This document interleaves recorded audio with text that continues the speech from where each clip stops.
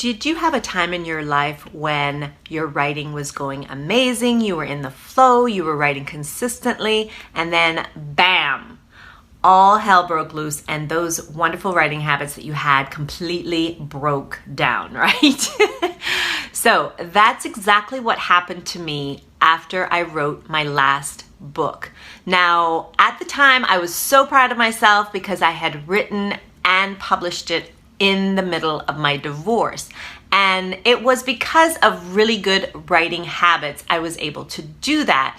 But there was another reason that I didn't realize until later, and that reason was I had denied all my emotions, denied everything that was going on, and I kind of stuffed it down. But unfortunately, it came back to sabotage everything in my life at the time, including the wonderful writing habit. And I realized this when I tried to get back to writing and get back to the wonderful habits that I had. I'm going to share with you in this video how I rebuilt and am continuing to rebuild the old writing habits that I had served me so well. The first is I started rereading the books that I had on habits.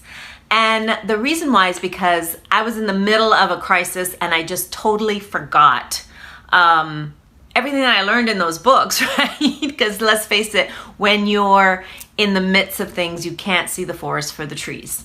So that is what I did. And I also looked at implementing what I hadn't done the first time around, because let's face it, there's a lot of times we read a book and there's great content in there and we don't always implement everything right away. So this time around, I took my time and I picked one habit at a time that I wanted to choose and implement to have success. The second step that I'm taking to rebuild myself is to keep my word to myself. Now, when I started ignoring my impulses to sit down and write like I had in the past, because I write full time, so that makes it a little bit easier.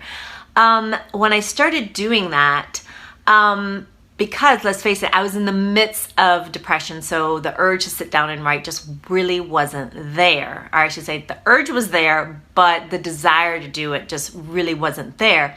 And it was something I didn't realize until I started reading more about habits. Because let's face it, we think, why do I need to rebuild trust in myself? You lose trust in people, not yourself. But as I started to unpack everything that I had gone through and everything that I was going through, I realized that, yeah, I actually had broken trust in myself. And like any relationship, I had to take it one step at a time to rebuild that trust in myself. And what that meant was showing up to my writing times, right? And now, while that isn't always consistent, I do give myself grace and I keep trying. And I have to say it is so much better because it's a step in the right direction. And my writing consistently has gotten so much better than it was a few months ago.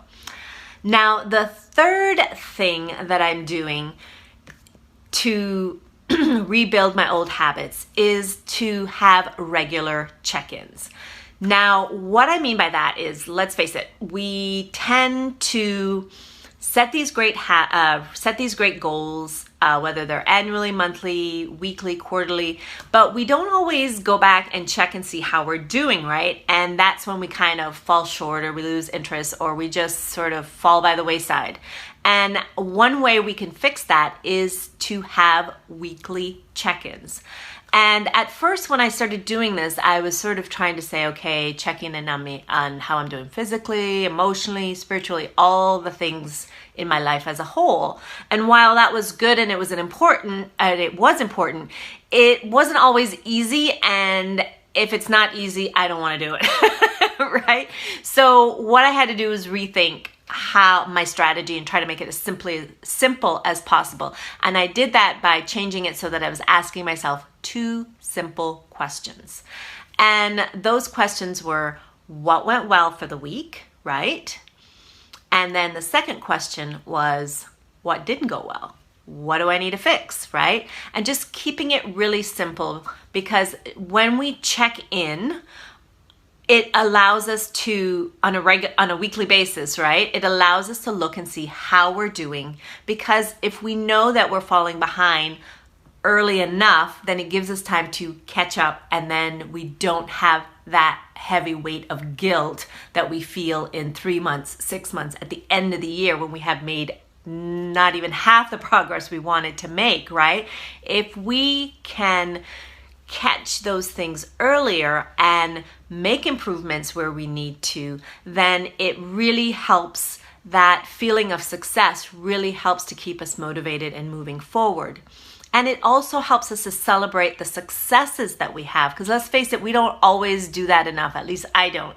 So seeing the progress that I made and the things that have gone well for the week, it allows me to just celebrate and say, yay, I did this, I am on the right track, I'm doing something right, right? So those are my 3 ways that I am rebuilding old writing habits, and not just any old writing habits, the good writing habits, right? Because let's face it, we've got some bad ones too. So what about you? Are there any writing habits that you are trying to recapture? I'd love to hear about them in the comments, along with how it's going. All right, thank you guys so much for joining me, and I will see you again next week. Bye.